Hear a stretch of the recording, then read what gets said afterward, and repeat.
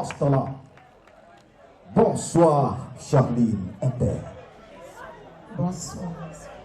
Est-ce que tu peux prendre le micro, s'il te plaît? Ça va? Oui, ça va. Ok. Alors, voici donc le public.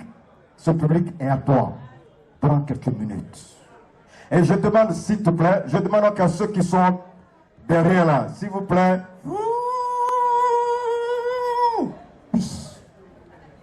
Debout là, je me retrouve à Wolé. Dans les lobbies, excusez-moi, on va au pays Baoulé. Bonsoir à tous. Quand je dis Neyo, vous répondez Yo. Neyo. Neyo. Neyo. Ça veut dire, c'est pas ça. C'est pas ça. C'est pas le code. Là, je me retrouve un peu maintenant. Est-ce qu'il y a les gourmands ici? Ça, c'est vrai. Parce que je me rappelle de mon passage à Kéni, j'avais assez de gourmands. Effectivement, Ignam là. Quand tu vois le sang d'une personne, ça fait au moins 3 km. Parce que ce n'est que des gourmands qui sont là-bas. Ça, moi, j'ai vu. Des ténèbres, comment on appelle ça là? Troupeaux. J'ai vu ça. C'est pas moi, oh. J'étais seulement que de passage. Mon grand-père me disait une fois que ma fille, ma petite fille, soit moins gourmande. J'ai dit, est-ce que c'est mauvais d'être gourmand? Est-ce que c'est pas bien manger d'être gourmand? Il dit, il y a bien manger et il y a être gourmand. Parce que l'essai de tout chose nu.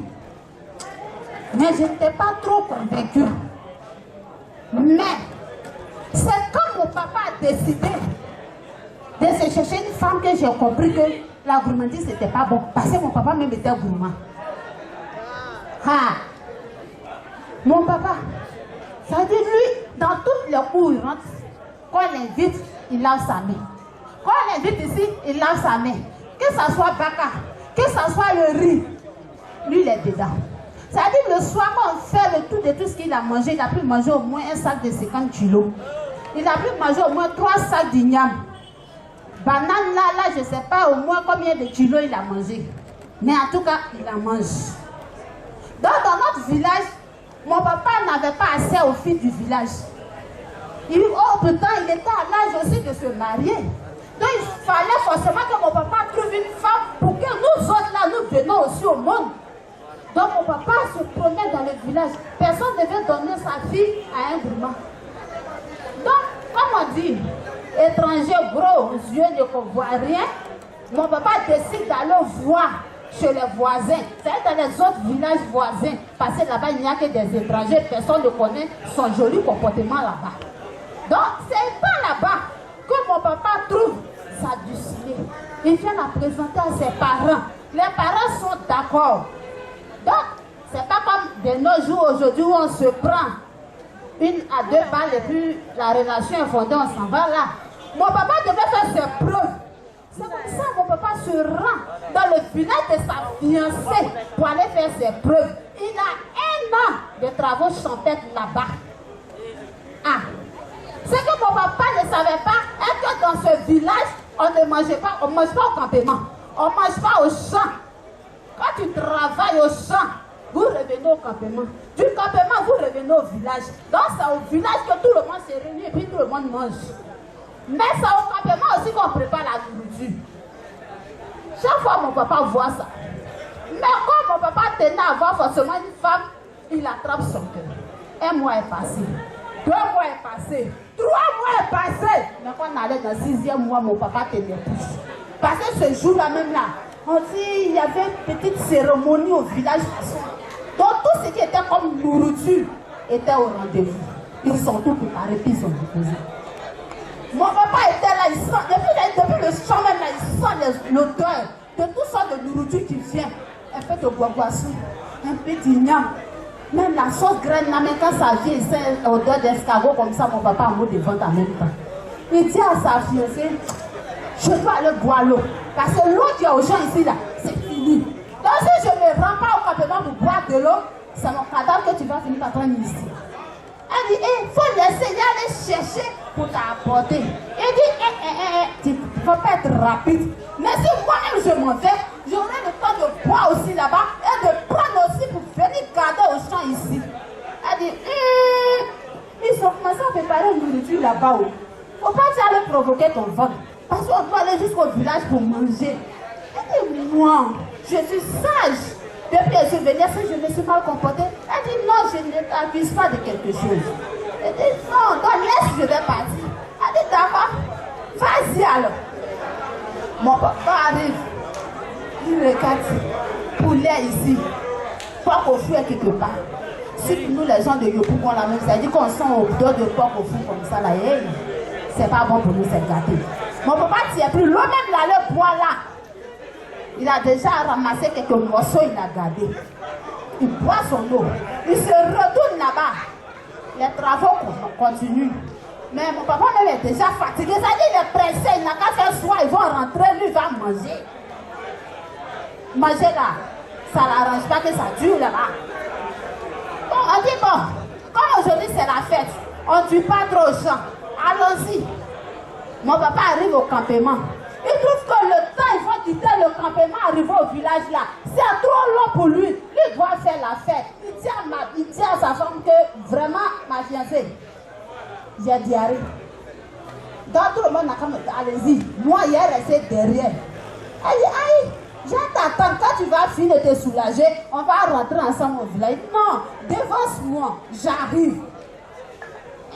Elle dit ça là aussi, des enfants des gens dans ma main ici. Et si je m'avais fait quelque chose qui arrive derrière, j'ai expliqué quoi à tes parents et à moi-même mes parents. Il dit, c'est pas grave. Un homme sait toujours se défendre. Rentre, j'arrive. La fiancée, elle rentre. Il reste dans le campement. Le temps, ceux qui devaient venir chercher la nourriture n'arrivent là.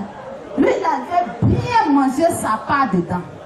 Mais, les coups aussi qu'il avait déjà reçus n'étaient pas petits. Puisqu'on ne mange pas au campement, c'est parce qu'il y a des interdits. Quand il a soulevé une cuisse de poulet là, le poulet l'a piqué sur son front. Donc, du bas, Gondo était déjà sorti. Il dit, toi, poulet, attends, moi, je viens. Il allait chez Pop. Quand Pop l'a embrassé comme ça, là, bouche de mon papa est devenue 3 fois plus longue que ce qu'il avait. Au fur et à mesure, il se battait avec les animaux. Il ne sait plus comment faire. Il était épuisé, mais il a à tout prix manger.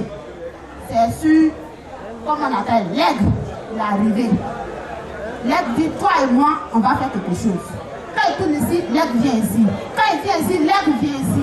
Quand il a attrapé l'aigle avec ses ailes, mon papa a accroché sur les ailes de l'aigle et l'aigle a commencé à aller au village. Il dit, descends-moi, ne m'ennuie pas. Descends-moi, ma belle famille est là. Il dit, c'est ce que tu voulais, non? Tu cherches, non? Tu cherches, non? Tu auras ton nom. Tu auras ton nom. Tu auras ton nom. Il dit, descends-moi. Il dit, tu ne descends pas. Il dit, descends-moi. Il dit, tu ne descends pas. Il dit, descends-moi. Il dit, tu ne descends pas. Jusqu'au village. En plein village, sur la place publique. C'est là-bas qu'il allait déposer mon papa. Voici mon papa dans la route. Femme, tu es venu chercher là. C'est un comportement tu as là qui est là. Monsieur, il faut rentrer chez toi. Non, fille là, on ne te donne pas. Va te chercher d'autres femmes ailleurs. Voici mon papa dans la route. Tout près de 7 mois qu'il a fait là-bas en train de travailler là. C'est gratuit. C'est cadeau. Il n'a qu'à rentrer chez lui. Voici mon papa qui pleure, qui arrive là-bas.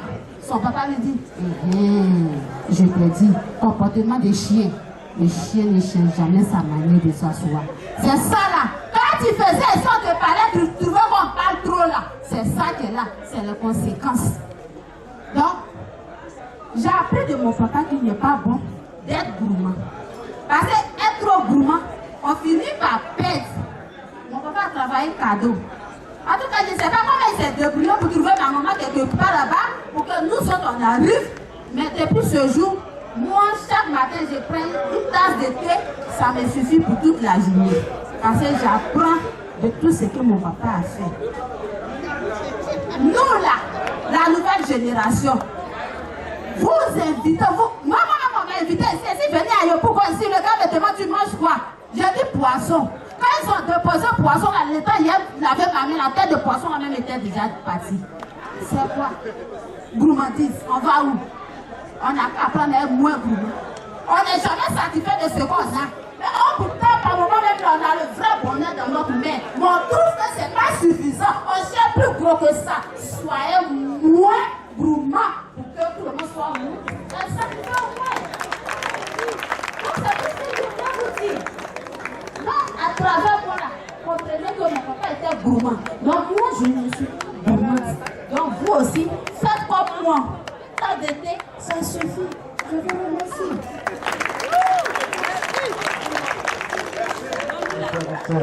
Merci pour votre présence à cette deuxième édition de la Nuit des Contes. Je voudrais, mesdames et messieurs, après donc ce super conte,